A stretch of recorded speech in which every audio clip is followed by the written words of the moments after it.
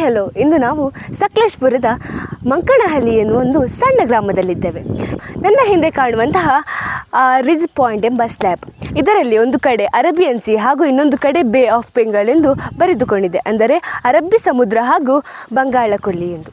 ಇದರ ವಿಶೇಷತೆ ಏನೆಂದರೆ, ಬ್ರಿಟಿಷರು ಇದ್ದ ಆ ಸಮಯದಲ್ಲಿ ಈ ಪಶ್ಚಿಮ ಘಟ್ಟವನ್ನು ಸರ್ವೆ ಮಾಡಲೆಂದು ಬಂದ ಅಧಿಕಾರಿಗಳು ಈ ಒಂದು ಪಾಯಿಂಟಿನಲ್ಲಿ ಒಂದು ವಿಶೇಷತೆಯನ್ನು ಕಂಡರು.